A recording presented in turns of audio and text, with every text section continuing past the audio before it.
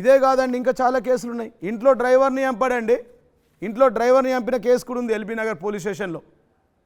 ముగ్గురు పిల్లల ముద్దురు మొగుడు, వీడు పొద్దున్న లేస్తే ధర్మం న్యాయం ప్రజాస్వామ్యం అని మాట్లాడుతుండు. ధర్మం న్యాయం ప్రజాస్వామ్యం ఇది రాజ్యాంగమా? చీచి. మొన్న ఒక ఎన్ఆర్ఐ మీటింగ్లో ఈ రాజకీయాల్లోకి ఎందుకు వచ్చా అంటుండు. వచ్చి ఫస్ట్ మీటింగ్ అటెండ్ చేసి వెనక బండి సంజయ్ వీళ్ళందరూ ఉన్నారు, వాళ్ళందరి ముందే ఈ రాజకీయాల్లోకి ఎందుకు వచ్చా అంటుండు. ఒకటి మరి నీకు 56 సంవత్సరాలు ఉంది, ఈ ప్రాంత ప్రజల కోసం నువ్వేం చేసినావు? ఈ ప్రాంత ప్రజలకు ఏం సేవ చేసినావు? ఈ ప్రాంత ప్రజలు ఎవరు చేస్తే వచ్చినావు?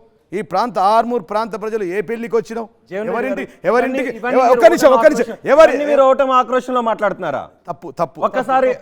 ఒక్కసారి పైడి రాకేష్ రెడ్డి మీపై చేసిన ఆరోపణలు ఏంటో కూడా విందాం. ఒకసారి పీసార్ నుంచి ప్లే చేద్దాం. ఒకసారి రాకేష్ రెడ్డి మాట్లాడింది విందాం.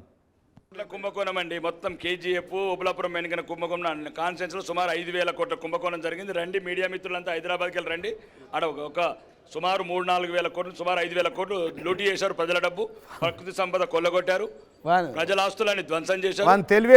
Falls fake and fraud. ఒక అజ్ఞాని చదువుకున్న లెక్క 5,000 కోట్లు ఉంటుందా మట్టి దండ? 5,000 కోట్లు. ఈ రాష్ట్రంలో 100 మందిని ఎదుర్కొని స్థాయికి వచ్చాను. ఇట్లా ఇంకా 1000 మంది జీవన్లు, అట్లాంటి గుండాలు ఇంటర్నేషనల్ నుంచి ఫోన్ చేసేటోళ్ళు ఒక్క వెంట్రుకతో సమానం. ఇంత మాట్లాడినగా వెంట్రుకతో సమానం అని చెప్పి, మరి వెంట్రుకతో మన సమానం అన్నాడు మొన్న ఎస్పీ దగ్గర పోయి నన్ను చంపడానికి ప్రయత్నం చేస్తుండని చెప్పి ఎందుకు మాట్లాడిండు? మరిన్ని వీడియోస్ కోసం ఛానల్ ని సబ్స్క్రైబ్ చేయండి, లేటెస్ట్ అప్డేట్స్ కోసం వాట్సాప్ ఛానల్ ని ఫాలో చేయండి, అండ్ లింక్ డిస్క్రిప్షన్ లో ఉంది.